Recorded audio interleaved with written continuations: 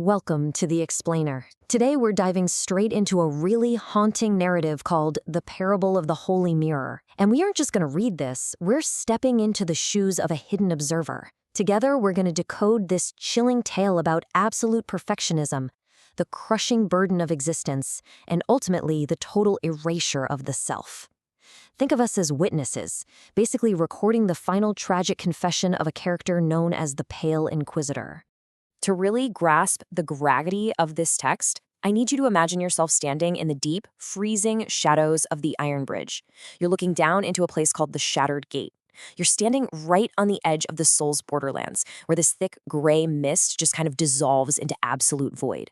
As you read through these sources, you can feel this heavy, atmospheric dread settle over you. The air is completely dead. The silence is just profound. Suddenly, cutting through that thick mist, you hear a voice. The text actually describes it as sounding like the grinding of leaden plates. The Pale Inquisitor stops his endless drifting, turns right toward the shadows where we're hiding, and speaks these incredibly haunting words.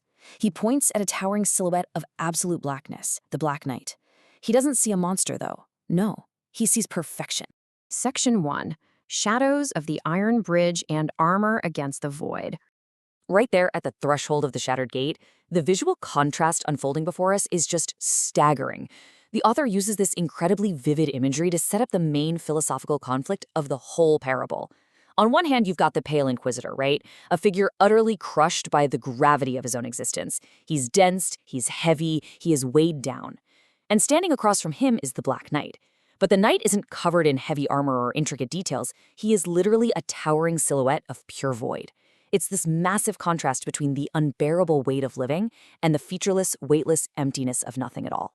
The text goes out of its way here to emphasize the Inquisitor's physical and spiritual burden. He's carrying this leaden banner that just drags in the ash. It doesn't flutter at all because the dead air and his silent spirit literally won't let it.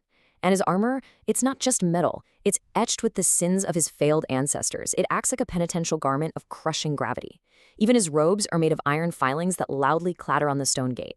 Every single piece of him just screams of a painful, incredibly heavy, and loud existence. Section 2. The Ledger of Regret versus the Holy Mirror. So, as this somber scene intensifies and the dread really deepens, the Inquisitor begins his final confession to us, the observers upon the bridge. He makes a pretty profound choice, casting aside the defining artifact of his living existence. He doesn't look at the Black Knight as an adversary. He sees what he calls a divine architect of purity. The knight's emptiness is exactly what makes him an honest judge. He does not suffer the transgression of being alive. I mean, think about that phrasing for a second. Just being alive is viewed as a transgression, an inherent flaw that only a total vacuum of individuality can cure. And this brilliantly illustrates exactly what the Inquisitor means by a holy mirror, which is the title of the parable, right? A normal mirror, it reflects your image, your flaws, your whole self. But a holy mirror is pure, simply because it is nothing. It doesn't reflect your messy reality. It is completely devoid of hunger, devoid of memory, and most importantly, devoid of mercy. It offers only the finality of erasure. It cleanses you by reflecting back absolute zero. Let's contrast the Inquisitor's messy ledger, which is damped with the ink of regret, against the absolute emptiness of the knight. The Inquisitor's ledger records the chaotic noise of the soul, all that hunger, the betrayal, the disharmonious desires. It's a running record of his flawed existence. Compare that to the knight, who basically represents a blank page. No flaws, no desires, no self to record whatsoever. The messy ledger is the heavy burden of life, while the knight's blank page is the so-called honesty of purity. Section 3. Purification through subtraction. Here, the Inquisitor fundamentally redefines the whole concept of spiritual cleansing for us. It's not about redemption, at least not in the traditional sense. It's about a highly destructive form of perfectionism. He starts by acknowledging the messy draft of his soul, but his fix? It's what he calls purification through subtraction. He genuinely believes that to become pure, you have to systematically edit your spirit completely out of existence, removing memories, removing desires, removing everything until you are nothing but a blank page. The terrible, tragic irony here is that the terminal point of this absolute perfectionism isn't enlightenment, it's total erasure. Which brings us to the terrifying crux of this whole tragedy. The perfect judge condemns not the sins committed, but the mere transgression of individuality. The Inquisitor isn't seeking forgiveness for bad things he's done. He is seeking punishment simply because he exists. He feels guilty for the very fact that he still is. Section 4. The Finality of Erasure.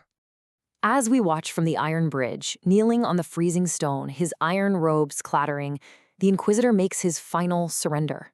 The profound irony of his lifelong quest is laid completely bare right here. He refuses to reach for his sword. He just bows his head to the shadow. He tells us flat out he has no desire to defeat the night. Instead, he wishes only to be crushed and consumed by this perceived perfection. He wants to transition out of his heavy individual existence and into hollow perfection, to become a husk of law-abiding nothingness. As witnesses to this really tragic confession on the bridge, we're left to wrestle with this haunting irony. The guy sought peace and purity for eons, but his perfectionism was so absolute, so entirely devoid of grace for the human condition, that the only way he could find peace was through the total destruction of his own self. He equated existence itself with failure. So our explainer ends today not with some triumphant clash of steel, but with a quiet, devastating erasure. A final tolling of the Inquisitor's spectral bell echoes into the mist, and then just fades. What's left behind is nothing but the cold, law-abiding silence of the void, and it leaves us wondering, when we constantly strive to edit out our flaws and perfectly sanitize our lives, at what point do we start erasing the very essence of who we are? Thanks for joining me on the bridge today. Keep questioning, and I'll catch you in the next explainer.